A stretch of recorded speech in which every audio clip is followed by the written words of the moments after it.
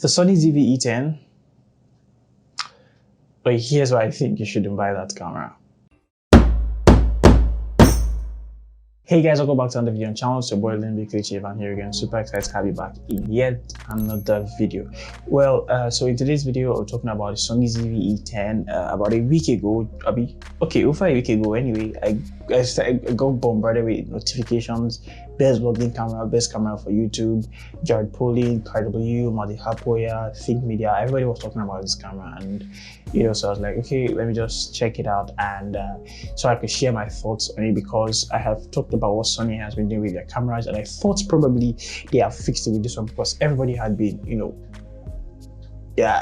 fanning its flames. So I was thinking maybe they've gotten it right, but I really don't think they have yet. Based on specs, I don't talk much about specs. If you watch my channel, there are specs all over. You Google it right now. If you pause this video and Google it, you'll see all the specs you need. Anyway, but it's the regular specs, 24MP, APS-C, it does 120 frames per second, it does 4K, it does 30 frames per second, all the great stuff, all the nice stuff, and I think that's pretty cool. The specs are cool. It's a pretty cool camera based on specs. But let's jump right into the real talk. Why do I like this camera? First things first, things like size and weight. Sony never fails on that end. I've always said it, that they somehow managed to always keep things compact right from time.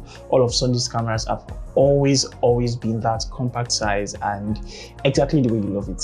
Secondly is things like autofocus, dynamic range, image quality, everything that makes up the image quality. I think Sony also is a regular thing for Sony. I'm starting with these because these are the regular things you would always see on the video.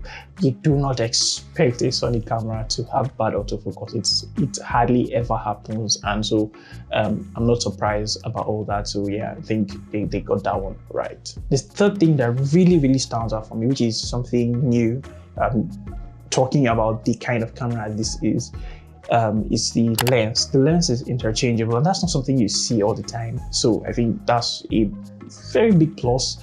Sony did a good job with that, making it interchangeable. And even the kit lens, for just $100 more, you can get the camera with its kit lens, and that kit lens is pretty alright.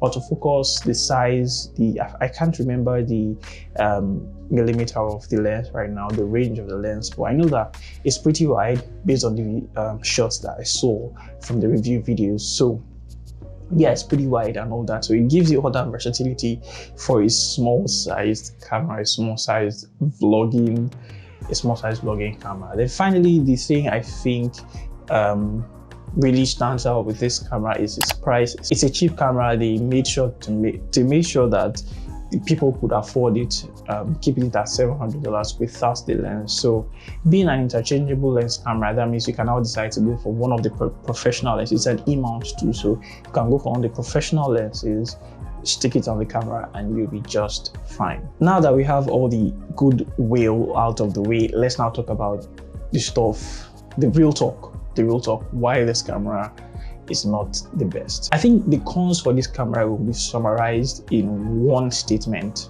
just one, and every other thing I will say in terms of cons will somehow be derived from this one statement, and that is that it is too much like my smartphone.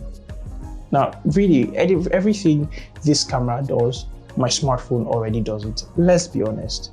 24MP is no longer a challenge for smartphones.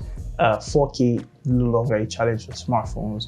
120 frames per second no longer a challenge for smartphones. Vertical video has always been on smartphones. I mean, mention anything, all those things have always been on smartphones. So I mean, how do you want to sell this to somebody who is using an iPhone 12 Pro Max? Just imagine that somebody bought an iPhone for about $1,200 or $1,250 or $1,300, and then you're telling them to buy a camera that does that their smartphone can outperform, and their smartphone still makes calls and connects them to other people, which a camera cannot do.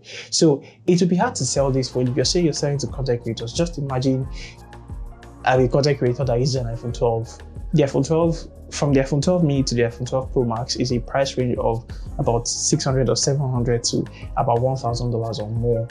And that's, you won't even spend up to $1,000 more to buy an iPhone 12 Pro Max if you decide to go for this camera. So at $800 with the lens, you won't spend up to $1,800 to buy an iPhone 12 Pro Max. So if you're selling these cameras to content creators, I feel like there should be more to make it stand out. It's not standing out in the noise. This camera is boring. It is regular. It is my smartphone without calling and texting. Secondly, another thing I think I have a little bit of a challenge with is the bells and whistles.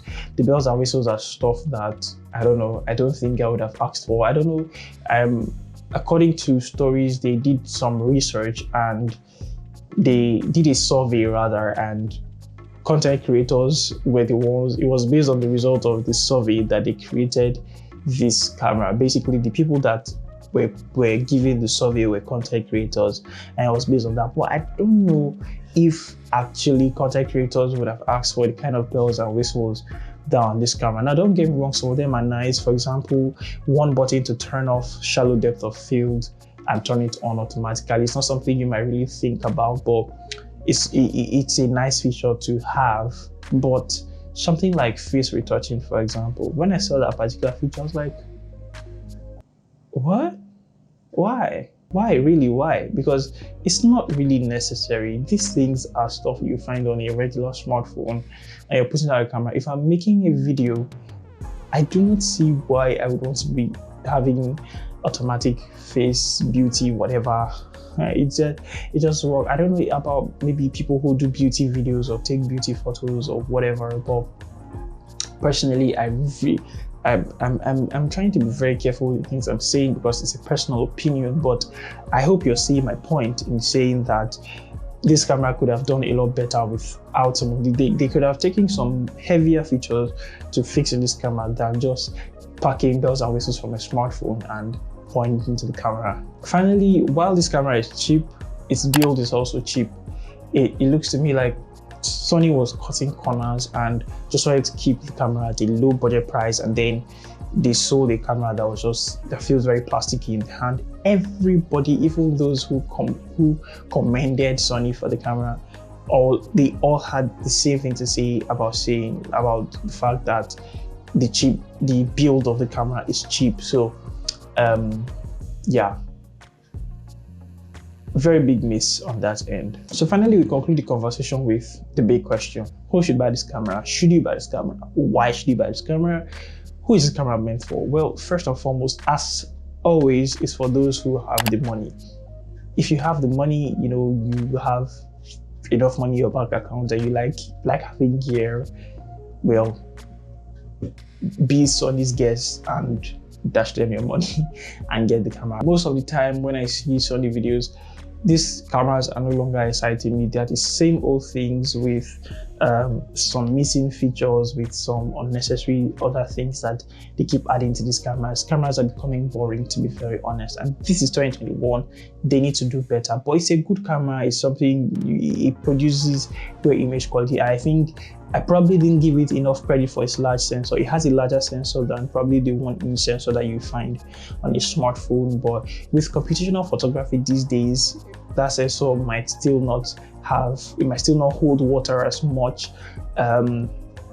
So yeah, if you have money to spend, of course. Another category that this camera belongs to are those that need gear to take themselves a little more seriously. I know people who if they do not have gear, they don't take themselves too seriously. So if you're already tired of seeing footage from your smartphone, if you're already tired of always using your smartphone and you didn't take yourself more seriously and you want to have a camera in front of you when you create content, fine. I think you should also consider getting this camera. But all in all, I feel like if you already have a smartphone that works, you should probably stick with it instead of spending $800 on the Sony ZV E10. Well guys, that brings us to the end of this video. It has been an interesting journey getting here. We'll talk about that journey in an entirely different video. I need an entire video to talk about my journey getting to the end of this video.